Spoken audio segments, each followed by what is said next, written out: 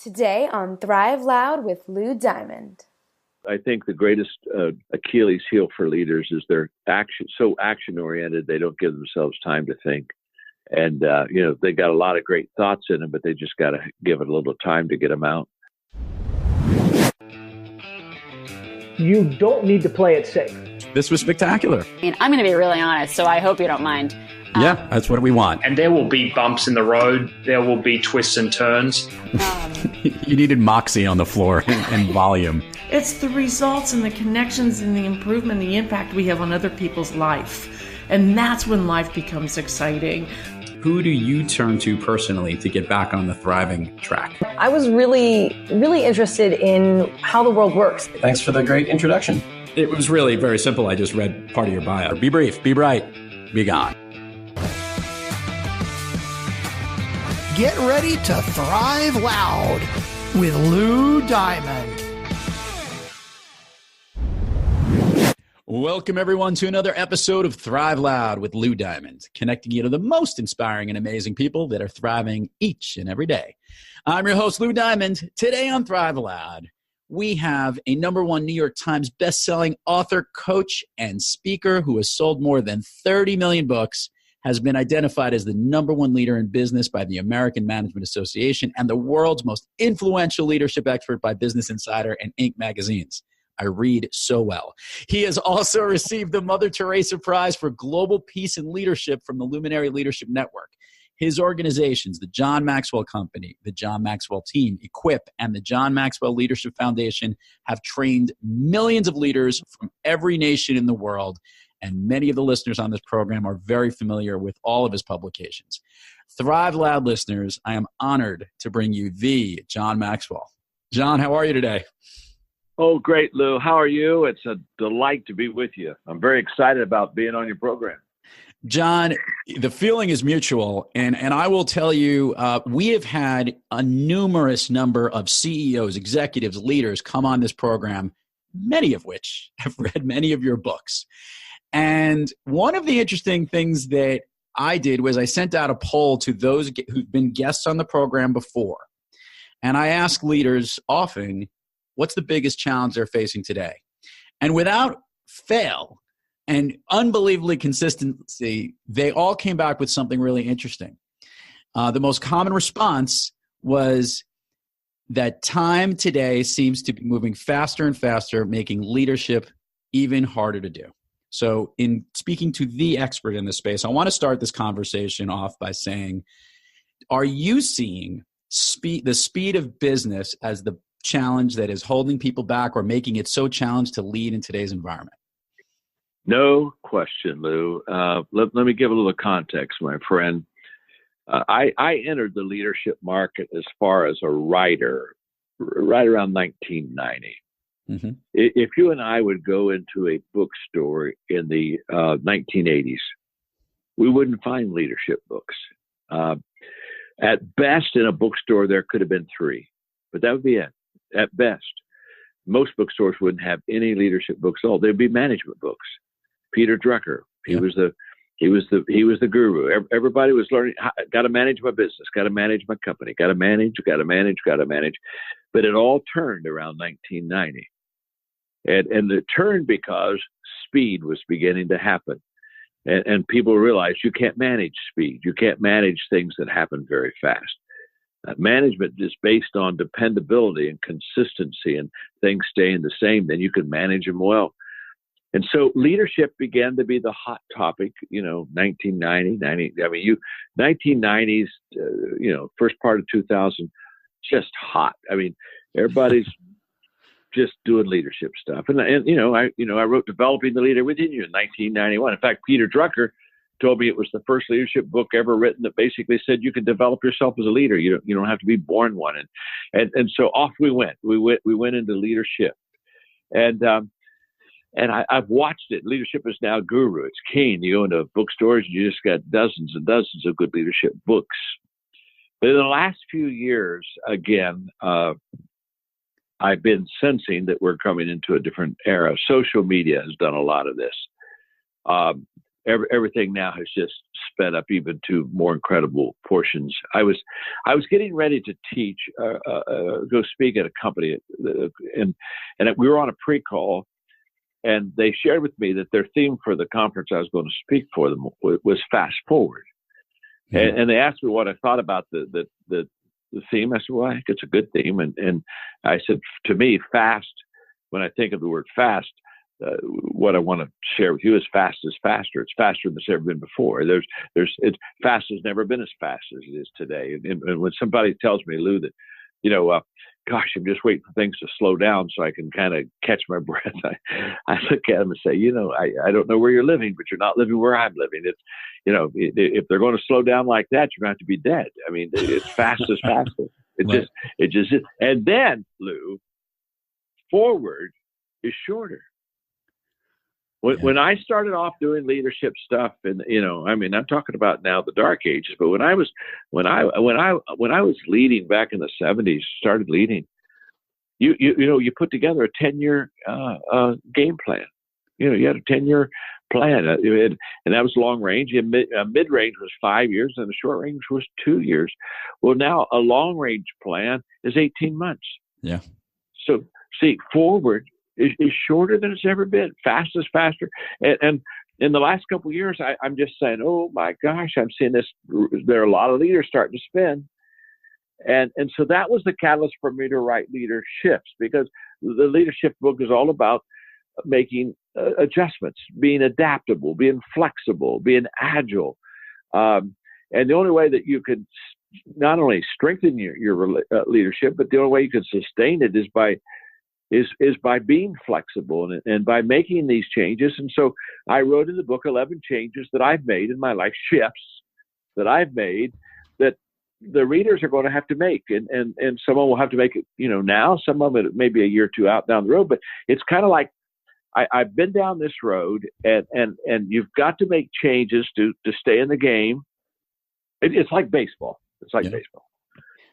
Baseball is the same game, but every game is not the same. Baseball has an outfield, an infield. It's got bases. It's got dugouts. It's got batters. It's got the rule. Baseball is the same game, but every game isn't the same. That's why Babe Ruth said yesterday's home run won't win today's game. That's right. And what happens, Lou, is a lot of people, they get into the game and they think it's going to stay the same, and they miss the opportunities, and they miss their moments. And to miss your moment now is not a good thing, because there used to be a first, second, and third. With the way that speed is going now, there's not going to be a second, third. It's just going to be a first. You either got there and won, or you didn't get there. This is a good segue for this, and I'm actually holding your book, Leadership, in my hand. Can you share with one of the listeners one of the essential changes that leaders must embrace today? What's one of them in this crazy environment? Because it is crazy and it is so fast. I just wanted to make one story. I did some work with a large consulting firm. They eliminated the annual review process because it was so silly to look at what they said I'm going to do in January to the end of the year. They got rid of it. So give us one of the essential changes that every leader must adapt to, just so we have a grasp of what we're going for here. Well, okay, there are 11 of them. One of them is the shift from directing to connecting. Okay, and when I started leading, I was directing. I was, I had the vision, I had the goals, I had the direction, I had the path, and basically my job as a leader was to get everybody on the path and point to the mountain and say, let's all go, and here's what we're going to face, and kind of go the way, prepare the way, show the way, do the way, all that stuff. And so I was into direction. Well, what's happening now is now I've got to go from here's what's happening to asking them where they are. Yeah. Because with speed, you leave a lot of people at the station, a lot of people, and so you've got to. It's very simple, but it's so true. You've got to find people before you can lead them. I love it. Yeah, with speed, Lou, a lot of people get lost. They're lost in the shuffle, and you got to go find them. And it's no longer a fact where I just bark out directions and everybody gets in line. Now I got to go find out if they even know where the line is. And And so it's by asking questions. I was interviewed recently, and they asked me what the biggest change in leadership that I had made from my 30s to, I'm 71, but and I said, well, it's the fact that in the beginning I didn't ask very many questions. I just gave directions, but now I ask questions all the time, and I find people, and I find common ground, and I connect with them, and now all of a sudden I can take them where we need to go. But I got to find them first, and the way to do that is by asking questions. So that's just one of 11 shifts, but man, you got to make it to today to be successful, no doubt. Hey there! If you're enjoying how Lou is connecting with this guest in this interview, then just imagine how impactful he can be in person. As an international speaker and consultant, Lou Diamond is all about getting organizations to thrive through the power of connecting. To learn more about how you can hire Lou to speak at your company, your conference, or your next event, head on over to loudiamond.net and click the Book Lou button to learn more. He'll truly get everyone to thrive loud. All right, let's get back to the show. I love it. And we're all about connecting here on Thrive Loud, which is what we're doing with our listeners. This is actually interesting because I had a recent conversation with a CEO of a very large company that used to be public and is now private. And that was an intentional move because, to their point, business was moving so fast. They wanted to adapt to the changes they needed to, and literally having to slow down and adapt to quarterly reports was a waste of time. So I wanted to ask you this perspective. So now with there are stages of how you lead, and that, to your point about first, you got to even get to first base, which is hard enough, right? Because we know if you don't even get there, you're not even in the game. How can we adapt as leaders with this ever-changing that's only going to get faster and still be able to slow it down? Is that what we need to do as leaders, or do we just need to kind of are we hitting the gas pedal more and using more people to help us keep up with the speed? I want to hear it from your perspective. Well, I think it's more people. One of the dynamics has changed in leadership is there used to be the solo leader. Right. And the solo leader, and everybody kind of waited around for the solo leader to give the directions, and then boy, off they went. And then leaders got teams. But the teams were not leader teams; they were help teams. They were, okay, I've got a team to help me lift this load.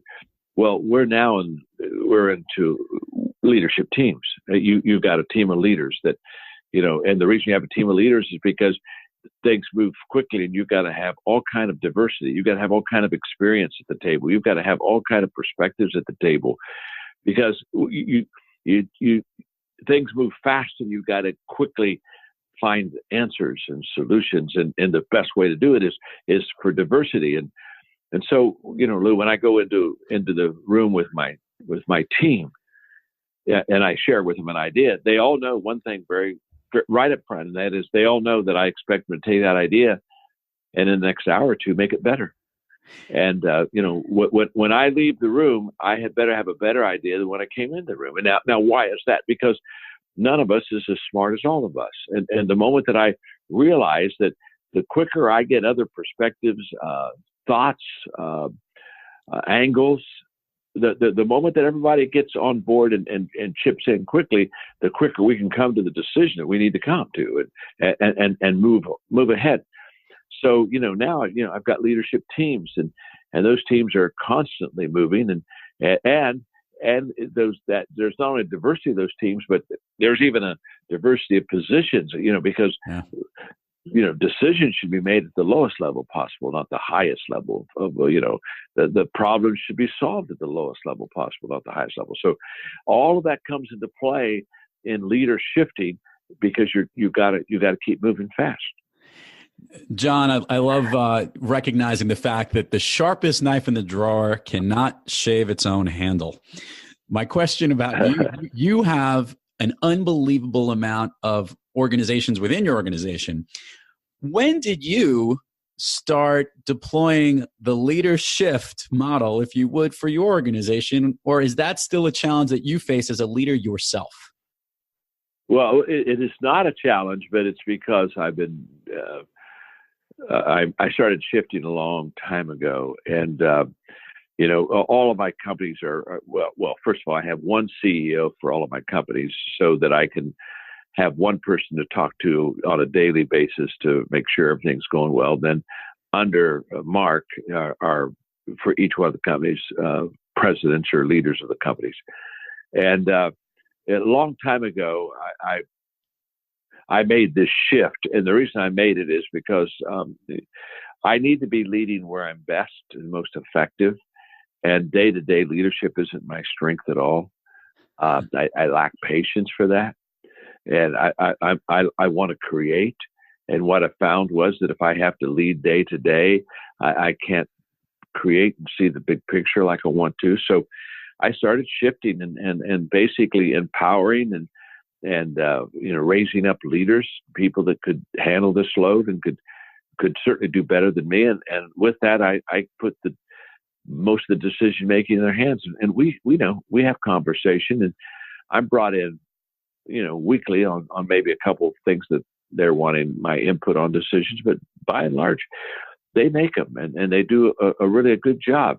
And I just, it's a shift that I made, and what's it allowed me to? It allows me to do what I really do well, write, speak, big picture kind of creativity. It just allows me to kind of communicate, kind of allows me to stay in my strength zone. That's for sure. Yeah, I'll say this. I've come across many of your graduates, for lack of a better word, of those who've gone through your leadership, and I've heard you speak.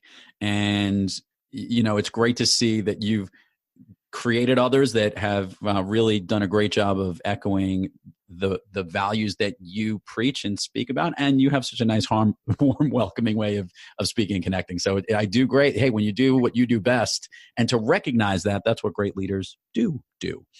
And they do better than me, Lou. They really do. But and when I look at what they're doing, I'm thinking, no, I couldn't do it that good. They do better, and I'm grateful for them, all of them. So I love asking this question to all the guests that come on the program, John, and that is, we all have off days, even as successful and amazing as you are as a writer, a speaker, and a leader. When you personally have trouble thriving, who or what practice do you seek to help get yourself back on the thriving track? Well, you're right. I have those days. In fact, I had them a couple of days ago. I'm finishing up a book, and usually in December, January, I always write a book because I'm less on the road then, and it's a good time to knock one out. So a couple of days ago, I wasn't writing well.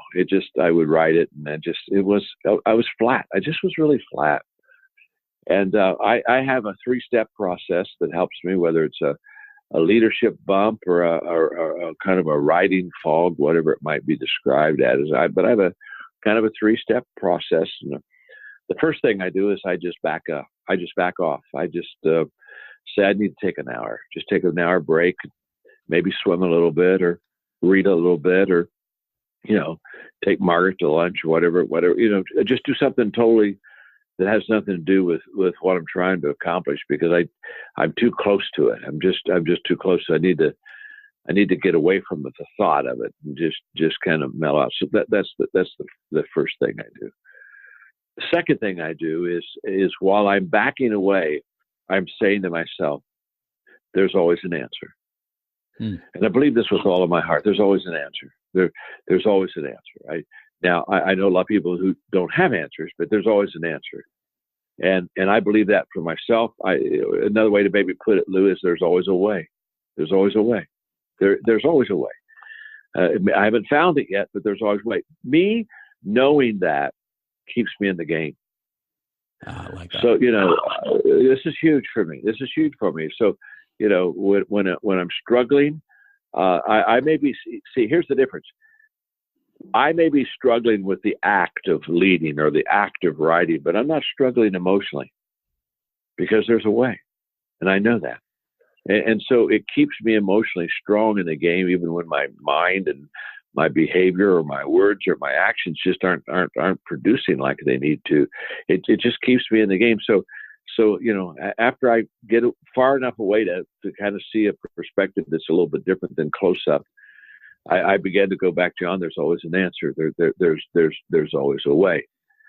And the third thing that I do then is if I'm still stuck, is I call a couple friends and just say, talk me through this, help me out.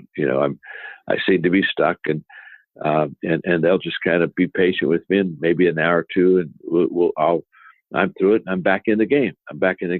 Love it. I'm not out long. Because those three things get me back in fairly soon.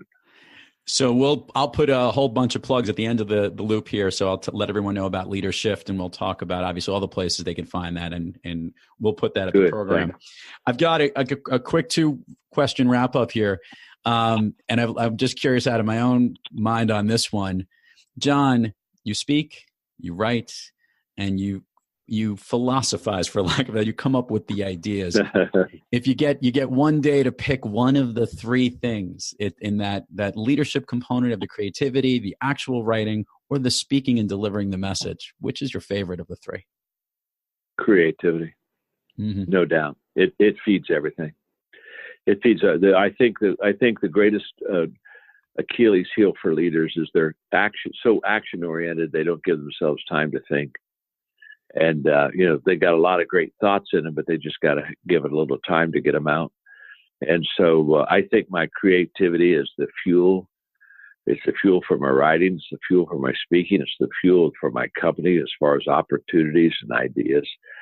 And, it's if I can only have one thing, I'm going to do that. What I love about my work, Lou, is the fact that when I'm in my speaking tour, kind of like, I get a little travel weary, and so I hardly wait to get home. And then I get home and I write like I've been doing for the last 2 months, and I'm getting antsy to get back out. And it's kind of nice. Whatever I'm doing, I'm loving doing it, but I'm going to get a break and do something else, within a few weeks usually. But every day I spend thinking time every day. No matter where I am, I spend some time thinking, creating. John Maxwell, we're going to wrap it up here real simple. Put a bow on it. What's your all-time favorite movie? Well, it's okay. My favorite movie, it was the Lincoln movie that came out about 3 or 4 years ago. By Spielberg. That was spectacular. Yeah, by Spielberg. It was so good on leadership. The first time I saw it, I wanted to stand up in the movie theater and have them pause the movie and lecture from. I said, "Did you see that leadership move? Did you hear that leadership question?" And I think I saw the movie 5 times, and then with their permission, I got permission from the studio I did a little lecturing on it for a while. Just I'd take the movie and break it down and help people understand why it's a leadership masterpiece. So that's my favorite movie. Awesome. I love it. And it is a classic, and you're right. He was truly one of the greatest presidents I think we'll ever see. With all of that, John Maxwell, seriously, truly an honor to have you on Thrive Loud. I think our listeners love this. I can't thank you enough. We'll push more about leadership, and I can't wait to see you out there on the road speaking somewhere. We'll crisscross our paths hopefully sooner than you think. Please, Lou. Listen, when you catch me speaking or something, come up and grab me, and maybe we can do lunch or something. Okay. You got it. We'll return the favor. I'll have you come and listen as well. Okay. Thank you, friend. Got it. And to all our Thrive Loud listeners out there, thank you for joining us. And until next time, keep thriving onward and upward. And remember, be brief, be bright, be gone. I am the President of the United States of America, clothed in immense power. You will procure me these votes. We hope you enjoyed this interview with John Maxwell. To go get a copy of his latest book, Leadership, 11 Essential Changes Every Leader Must Embrace, head on over to leadershipbook.com. We'll provide the links in the show notes, and from there you can get the new book, which comes out on February 5th, 2019. Again, that's leadershipbook.com from John Maxwell. You've been listening to Thrive Loud with your host, Lou Diamond. Make sure to subscribe on iTunes, Overcast, or wherever you get your podcasts. And follow us on Twitter, Facebook, and Instagram at Thrive Loud. Or find us on the web at thriveloud.com.